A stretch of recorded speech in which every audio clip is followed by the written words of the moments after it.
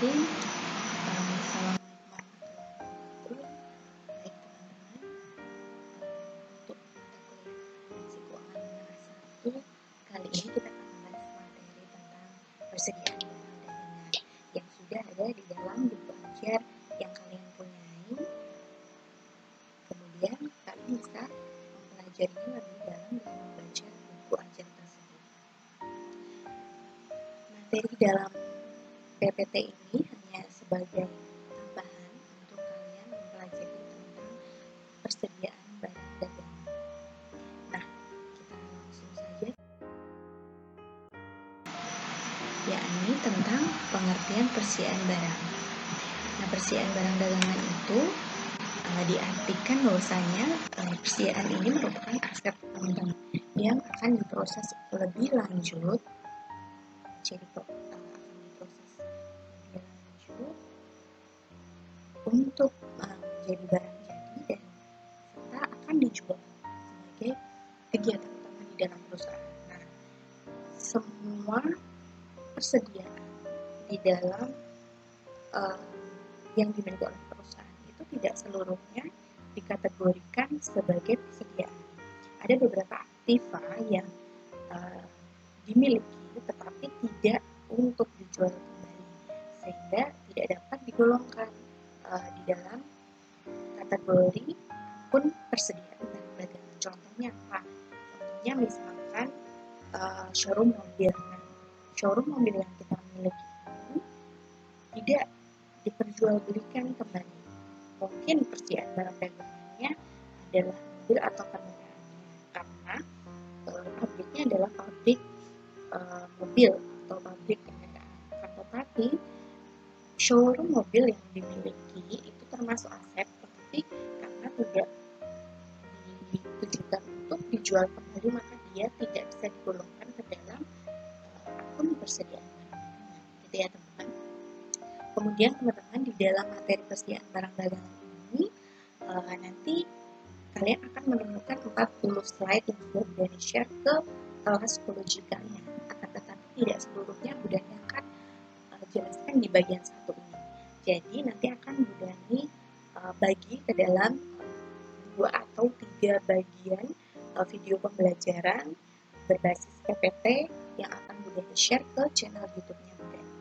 Nah, untuk bagian satu ini nanti akan berhenti di materi tentang penilaian persediaan. Kemudian akan dilanjutkan dengan materi untuk penilaian persediaan dengan kontrak jangka panjang, gitu ya teman-teman. Sehingga karena durasinya tidak bisa terlalu panjang, sehingga nanti Budanya akan membagi materi persediaan dagangan ini ke dalam 2 atau 3 video pembelajaran. Baik, akan Bunda dilanjutkan untuk slide.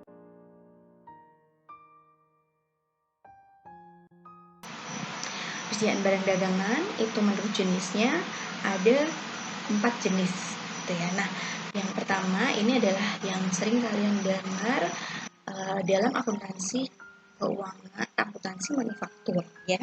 Akuntansi perusahaan manufaktur itu biasanya sering sekali disebutkan istilah tentang raw material atau bahan baku. Nah, bahan baku ini apa teman-teman?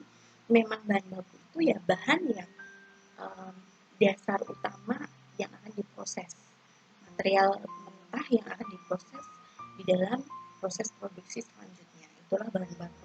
Kemudian yang kedua yang akan sering kalian dengar di dalam akuntansi perusahaan manufaktur itu adalah BDP atau barang dalam proses.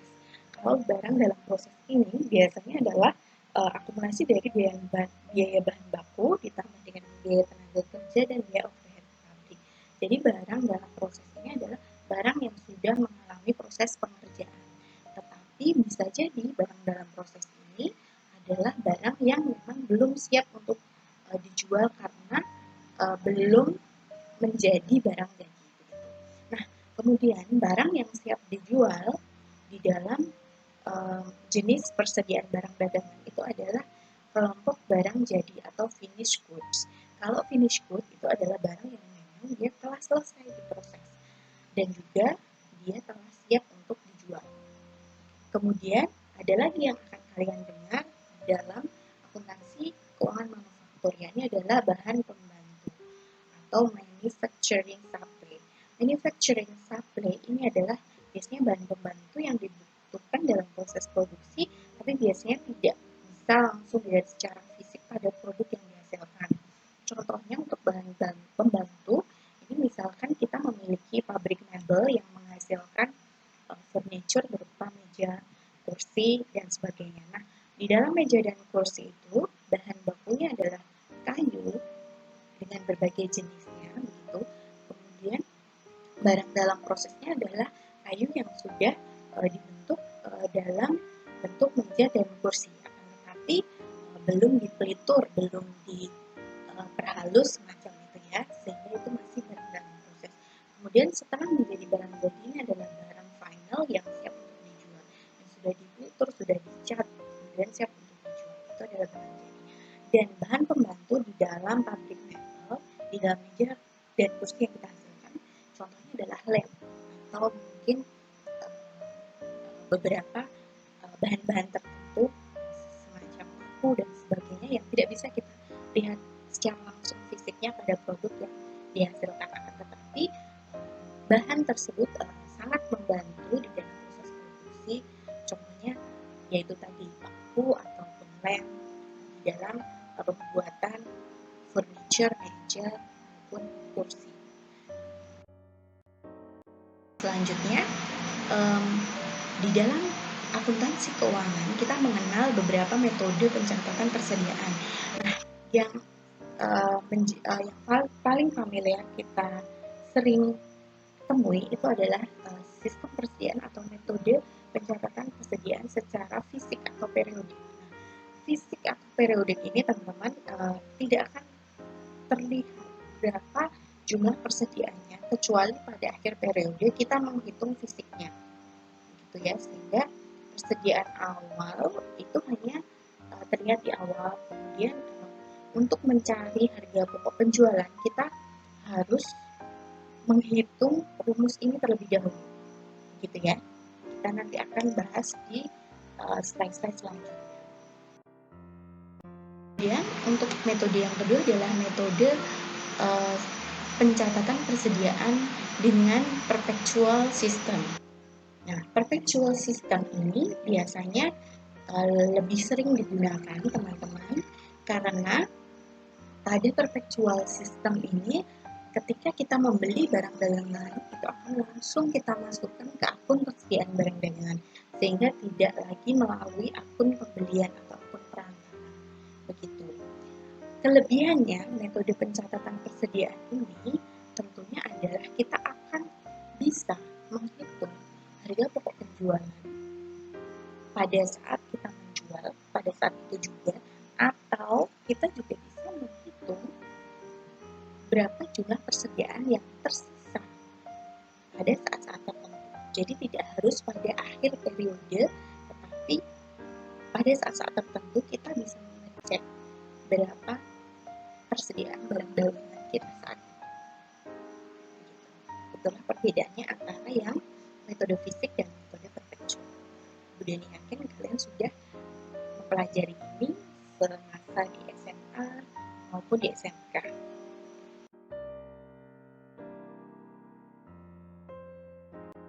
Selanjutnya, apa sih sebenarnya yang menjadi perbedaan utama di dalam kedua metode pencatatan tadi? Di dalam transaksi yang pertama adalah transaksi pembelian barang dagangan secara kredit. Kalau kita menggunakan sistem perpetual, kita akan mencatat pembelian langsung pada akun persediaan dagang. Ya, ketika kita membeli, persediaan barang dagang akan bertambah pada sisi debit. Karena persediaan barang dagang merupakan aset, sehingga dia akan bertambah di sisi debit. Kemudian karena kita membeli secara kredit, maka utang dagang kita juga bertambah di sisi kredit. Sedangkan ketika kita menggunakan sistem periodik atau sistem fisik, kita akan mencatat pembelian barang dagangan ini pada akun yang sesuai, yaitu akun pembelian barang dagangan. Di debit sejumlah berapa barang yang dibeli. Kemudian kreditnya adalah utang dagang karena kita membelinya secara kredit. Perbedaan utama terletak pada akun yang ada di debit ini ya teman-teman, yakni ketika kita menggunakan metode perpetual, kita akan langsung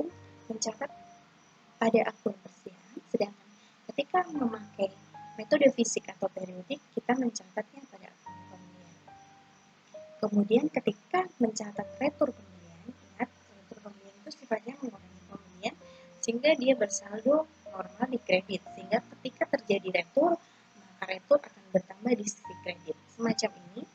Nah, kalau di dalam sistem perpetual, baik barang yang masuk dari hasil pembelian maupun barang yang keluar, contohnya akibat adanya retur atau pengembalian barang, maka langsung akan dicatat pada berkurangnya persediaan barang dagangan kita karena kita mengembalikan barang akibat adanya retur atau misalkan barangnya kena cacat, tidak sesuai dengan spesifikasi dan lain sebagainya, sehingga persediaan kita akan berkurang dan utang dagang kita akan berkurang.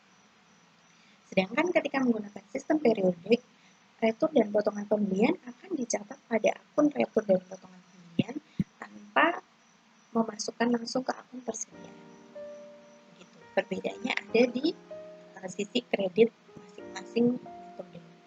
Kemudian ketika kita mencatat biaya angkut pembelian di dalam sistem perpetual juga akan menambah persediaan barang dagangannya karena dianggap biaya tersebut termasuk biaya untuk menambah atau membeli persediaan barang dagangan, sehingga bisa dicatat langsung ke akun persediaan jika itu menggunakan sistem perpetual. Sedangkan ketika menggunakan sistem periodik, dicatatnya ya pada akun yang sama, akun yang sesuai, yakni biaya angkut pembelian. Dan ketika kita melakukan pembayaran hutang, jika itu masih dalam periode diskon pembelian, maka kita akan memperoleh potongan pembelian. Nah, potongan pembelian jika menggunakan sistem periodik, maka akan dicatat pada potongan pembelian di sisi kredit.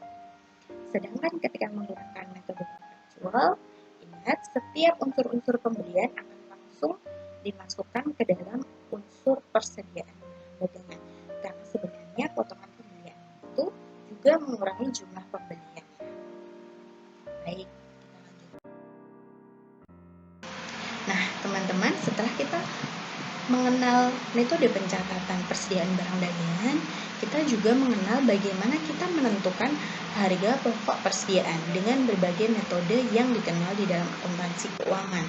Nah, di sini metode penilaian persediaan atau metode penentuan harga pokok persediaan itu dibagi menjadi dua aspek. Yang pertama adalah berdasarkan dasar penilaian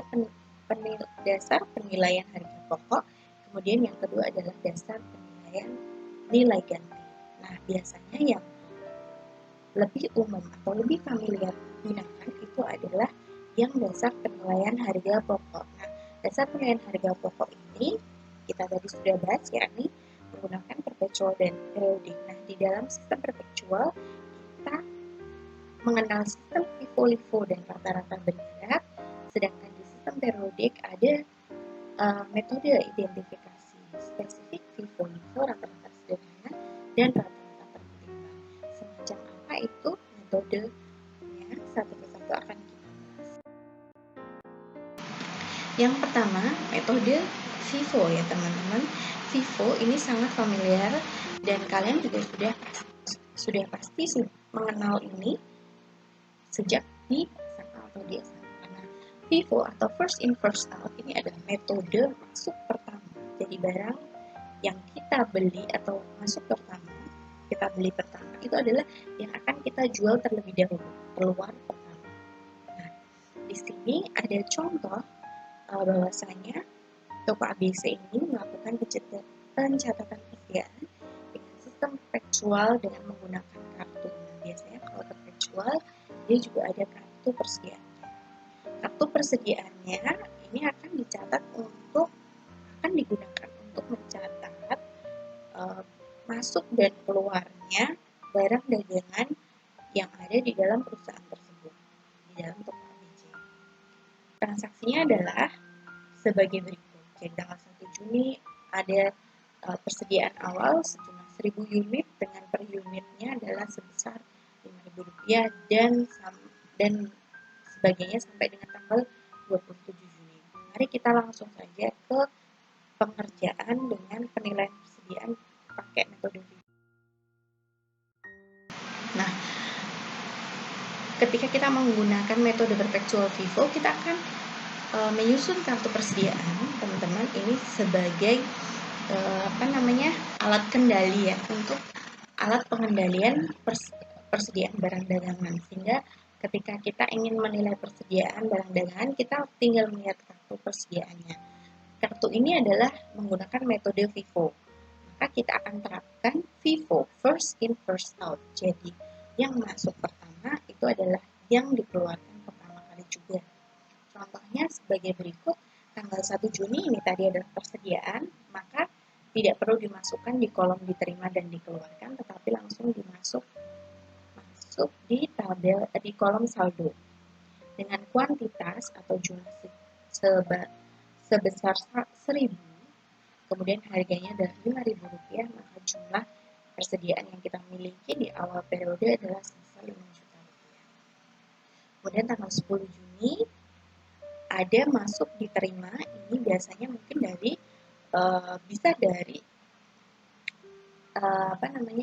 bisa dari pembelian ya teman-teman, karena kita menerima biasanya dari pembelian. Nah, di sini pembeliannya adalah sebesar 800, kita masukkan kolom diterima. Sedangkan untuk yang kolom dikeluarkan ini biasanya digunakan untuk penjualan.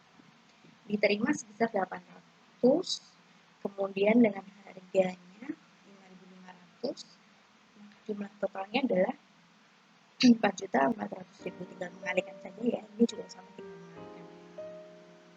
Kemudian saldo pada tanggal 10 Juni berarti ada dua saldonya ya, tidak boleh digabungkan. Kenapa?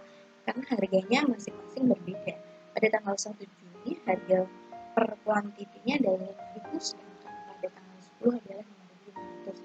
Sehingga kita susun di dalam dua jenis semacam ini, tidak boleh dicumahkan ya. Kemudian tanggal 18 Juni itu ternyata ada pengeluaran. Biasanya ini sudah dijual barangnya. Nah, penjualan barang itu kita menggunakan metode FIFO, first in first out. Nah, di sini ada barang yang kita miliki dua jenis. Jenis tanggal 1 dan jenis yang kita beli tanggal 10. Sehingga karena first in, yang first in itu adalah yang tanggal 1, maka inilah yang akan kita first out, kita keluarkan pertama. Jadi barang ini kita akan keluarkan pertama.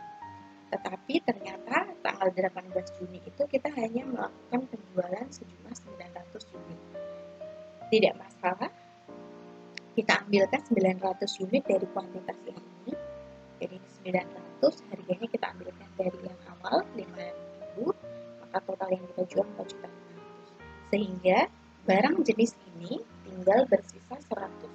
Diperoleh dari mana? 1.000 dikurangi dengan 900, hasilnya 100. Kemudian ini adalah barang dengan harga Rp5.000 per unit, dan ini adalah jumlah persediaannya. Kemudian kita masih memiliki 800 saldo untuk barang dengan harga sebesar 5.500. Begitu dan seterusnya ya teman-teman. Untuk yang last in first out atau LIFO. Jadi LIFO ini kebalikan dengan FIFO. Kalau LIFO itu adalah last in, jadi barang yang masuk terakhir itulah barang yang dikeluarkan atau dijual pertama. Sama dengan kasus yang tadi, ini masih menggunakan ilustrasi yang sama. Tanggal 1 Juni kita memiliki saldo awal barang dagangan sejumlah ini. Kemudian tanggal 10 kita melakukan pembelian. Kemudian tanggal 18 kita melakukan penjualan. Ketika menjual ini kita akan mengetahui perbedaannya. Kita tadi menjual tanggal 18 Juni itu sebesar 900 unit. Sedangkan teman-teman kita memiliki dua jenis barang yang akan kita jual. Kalau menggunakan last in first out, berarti yang last in, yang terakhir masuk itu adalah barang yang tanggal 10 Juni, yakni 800 unit ini. Sehingga ini yang kita keluarkan terlebih dahulu, first out ya. Ini kita jual terlebih dahulu sebesar 800 unit ya. Tetapi karena kita menjual 100 unit, berarti sisanya adalah 100 unit kita ambilkan dari barang satunya. Begitu ya. Maka kita tinggal memiliki saldo pada tanggal 18 Juni itu adalah sebesar sisa dari barang jenis pertama ini. 1.000 kita kurangi dengan 100 unit yang sudah dijual, adalah sebesar 900 dengan harga jual dengan harganya adalah 5.000 dan jumlah totalnya 4.500.000 rupiah. Sedangkan untuk yang stok untuk persediaan yang ini sudah habis ya teman-teman, karena sudah kita jual seluruhnya yang harga 5.500 dan seterusnya dan seterusnya. Kemudian metode untuk rata-rata berikutnya. Nah, perbedaannya masih dengan menggunakan ilustrasi yang sama. Tanggal 1 Juni dan tanggal 10 Juni tadi, yakni ada saldo awal dan pembelian barang dagangan. Kemudian tanggal 18 Juni kita bisa lihat teman-teman, kita menjual harga 900. Nah, karena ini adalah metode rata-rata atau rata-rata, maka harus kita jumlahkan dan kita rata-ratakan. Nah, di sini teman-teman, waktu kita membeli tanggal 10 Juni, itu harga langsung kita cari rata-ratanya. Jadi di sini kita memiliki saldo awal 100 dengan harga 5.000. Kemudian ditambah pada tanggal 10 Juni kita membeli 800 dengan harga 5.500. Maka harganya 5.222 ini diperoleh dari jumlah kuantitas totalnya adalah 1.800. Ya, 1.800. Kemudian jumlah total harganya itu adalah 5.000 ditambah dengan 4.400.000, yakni adalah 9.400.000. Sehingga rata-rata harga kuantiti ini itu adalah 9.400.000 dibagi dengan 1.800. Ketemunya adalah 5.222. Sehingga ketika kita menjual tanggal 18 Juni sejumlah 900 unit, ya tinggal kita kalikan saja 900 kali 5.222 ini, karena harganya sudah merupakan harga rata-rata. Rata-rata ini disebut bergerak karena nantinya ketika kita membeli lagi, contohnya pada tanggal 20 Juni ini kita membeli, kita tambahkan 900 dengan 700, 1.600, kemudian saldo terakhir 4.700.000 kita tambahkan dengan pembelian 4.200.000, ketemunya adalah 8.900.000. Nah, harga kuantitas per kilonya itu adalah harga rata-rata dari 8.900 dibagi dengan 1.600 unit. Ketemunya adalah 5.592,5. Sehingga dapat dikatakan bahwasanya rata-rata ini selalu bergerak. Artinya bergerak adalah selalu berubah sesuai dengan berapa jumlah pembelian dan penjualan yang kita lakukan. Ini biasanya masih jarang kita gunakan, tetapi biasanya identifikasi khusus ini adalah masing-masing barang itu dipisahkan berdasarkan harga pokoknya dan dibuatkan kartu persediaan sendiri-sendiri agar masing-masing harga pokok dari jenis-jenis barangnya diketahui. Ingat, karena kita biasanya di dalam perusahaan yang sudah berskala besar, multinasional, biasanya mereka tidak hanya memproduksi satu jenis barang saja, bisa sampai berpuluh-puluh jenis barang, sehingga metode identifikasi khusus ini biasanya digunakan untuk perusahaan-perusahaan yang semacam itu. Metode rata-rata sederhana ini adalah dengan merata-ratakan secara sederhana saja dari harga-harga pokoknya. Jadi misal harga pokoknya awalnya kita punya saldo awal 5.000 per kuantitasnya, kemudian membeli dengan 5.500, 6.000, 7.000, total harga pokoknya kita jumlahkan dan dibagi dengan berapa jumlah harga pokoknya. Ada 4 harga pokok di sini, 1, 2, 3, 4, jadi kita bagi 4, maka harga pokok rata-rata secara sederhananya adalah 5.875. Sehingga ketika kita menilai persediaan akhir, kita tinggal mengalihkan berapa total persediaan akhir yang kita miliki setelah adanya pembelian dan penjualan barang dagangan dikali dengan harga rata-rata sederhananya, temunya adalah persediaan akhir dari metode rata-rata sederhana. Nah, kemudian kalau rata-rata tertimbang, yang membedakan adalah ketika rata-rata tertimbang, kita akan memperhitungkan atas kuantitasnya. Nah, semacam ini tadi kan 5.000, 5.500, 6.000, dan 7.000 ini adalah harganya. Sedangkan kuantitasnya tidak kita hitung ketika menggunakan rata-rata sederhana. Tapi dengan menggunakan rata-rata tertimbang, kita hitung kuantitasnya. Kuantitasnya 1.800, 700, 1.000. dikalikan saja dengan masing-masing harga pokoknya, kemudian dibagi dengan total kuantitasnya.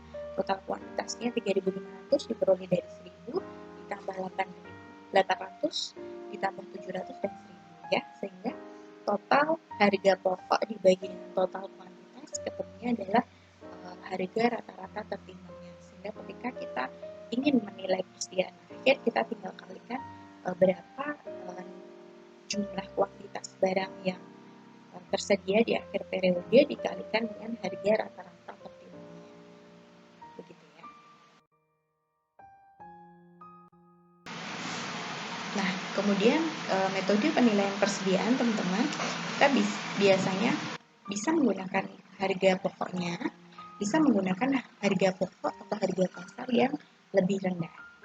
Semacam apa kita aja. Nah, kalau misalkan kita menggunakan harga pokok yang terendah antara harga pokok atau harga pasar, maka kita perlu membuat range batas atas dan batas bawahnya. Oke, yang pertama kita lakukan pembandingan antara harga pokok dan harga pasar, dan kita pilih yang lebih rendah di antara keduanya. Kemudian jumlah yang lebih rendah itu kita bandingkan antara batas atas dan batas bawahnya. Jika jumlah tersebut masih dalam range batas atas dan batas bawah, maka jumlah yang dicantumkan adalah yang lebih rendah dari jumlah tersebut. Jika jumlah yang lebih rendah tersebut di luar batas atas atau batas bawah, maka cantumkan batas atas atau batas bawahnya. Nah, teman-teman, ini untuk contoh penilaian persediaan dengan menggunakan harga terendah antara harga pokok, batas bawah, ataupun batas atas. Ilustrasinya adalah sebagai berikut. UD Barito menjual barang dagangannya dengan taksiran biaya penjualan sebesar Rp2.500 per unit dan laba normal diperkirakan Rp5.000 per unit. Berikut adalah data tentang persediaannya. Jadi ada beberapa jumlah persediaan dengan taksiran harga jualnya masing-masing. Untuk barang pertama, taksiran harga jualnya adalah Rp30.000. Nah, bagaimana caranya kita menaksir nilai terendah untuk menilai persediaannya? Kita lihat harga pokoknya yang tertera adalah Rp20.000. Kemudian kita tentukan nilai realisasi bersihnya, yakni dengan menentukan batas bawah dan batas atasnya. Yang ini sudah diketahui ya teman-teman, harga pokok pengganti. Kemudian yang ini sudah ditentukan harga pokok penggantinya, teman-teman. Kemudian harga pokoknya juga sudah diketahui, harga jual sudah diketahui. Kita tinggal mencari batas bawah, batas atas, dan harga pokok atau nilai realisasi yang lebih rendah yang akan kita pilih untuk menilai persediaan. Nah, untuk barang pertama, harga jual Rp30.000, harga pokok Rp20.000, kita tentukan batas bawahnya diperoleh dari mana, teman-teman? Batas bawah itu adalah batas yang minimal yang boleh kita berikan, gitu ya. Nah, batas bawah ini kita dapatkan dari harga jualnya dikurangi dengan taksiran biaya penjualan dan dikurangi dengan laba normalnya. Sehingga Rp30.000 dikurangi dengan Rp2.500 dikurangi dengan Rp5.000, maka dihasilkan batas bawahnya adalah Rp22.500. Batas bawah ini adalah batas di mana kita boleh menjual dengan tingkat harga terendah ya teman-teman. Sehingga tingkat harga yang terendah itu adalah harga di mana kita sudah tidak memperhitungkan atau menaksir biaya penjualan yang terjadi dan juga tidak menaksir atau tidak memasukkan laba normal yang akan kita peroleh. Itulah batas bawah yang kita hitung. Nah, sedangkan batas atasnya ini kita peroleh dari mana? Batas atas itu adalah harga jualnya itu tinggal kita kurangi dengan taksiran biaya penjualan ya, sebesar Rp2.500. Rp30.000 dikurangi Rp2.500 ketemunya adalah Rp27.500. Nah, teman-teman, batas atas ini adalah batas di mana nilai harga jual tertinggi apabila kita ingin menjual di bawah dari taksiran harga jualnya, gitu ya. Jadi harga maksimal tertinggi ketika kita ingin menjual barang itu di bawah dari harga jual yang kita taksir di awal. Nah, batas atas ini tentunya sudah tidak memperhatikan laba normalnya, sudah termasuk dengan laba normalnya ya teman-teman, sehingga hanya kita kurangkan dengan taksiran biaya penjualan. Sehingga untuk batas atas ini kita menganggap bahwasanya harga jual itu adalah harga pokoknya ditambah dengan laba normalnya saja begitu, dan kita sudah tidak memperhitungkan lagi biaya penjualan. Makanya biaya penjualannya itu dikurangkan dari harga jual. 30.000 dikurangi 2.500, ketemunya adalah 27.500. Harga pokok pengganti juga sudah ditentukan 35.000, maka kita pilih harga pokok dengan realisasi terendah. Itu di sini kita melihat bahwasanya harga pokoknya masih di angka di bawah batas bawah dan batas atas ya, yaitu sebesar 20.000, batas bawahnya 22.500 dan batas atas 27.500. Jika kita harus menilai persediaan, maka kita harus memilih nilai terendah. Tetapi sebaiknya jika batas bawah ini masih memiliki nilai lebih tinggi dari harga pokoknya, kita memilih untuk yang sesuai dengan batas bawahnya saja, 22.500. Sedangkan kalau kita melihat pada posisi di nomor demikian ini mungkin ya teman-teman, jadi kita lihat untuk yang masih lebih tinggi ya harga pokoknya.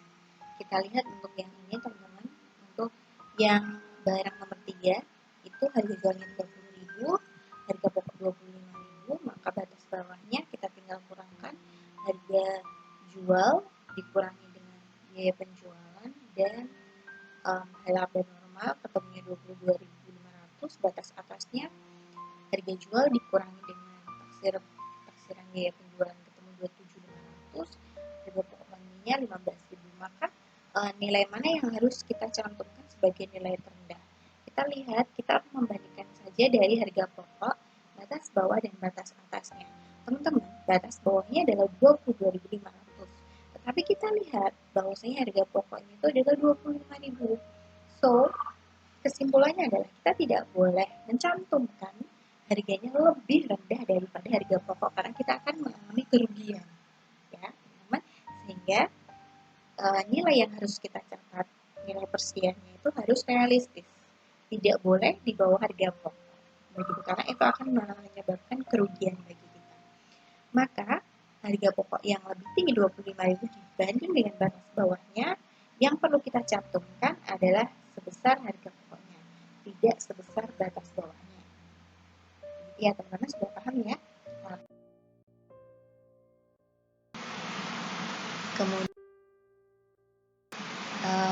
jika kita menerapkan metode harga pokok atau harga pasar yang lebih rendah, maka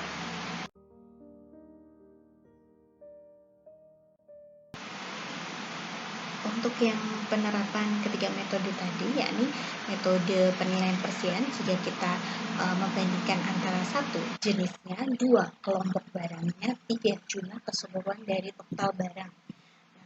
Yang pertama, jika kita menggunakan metode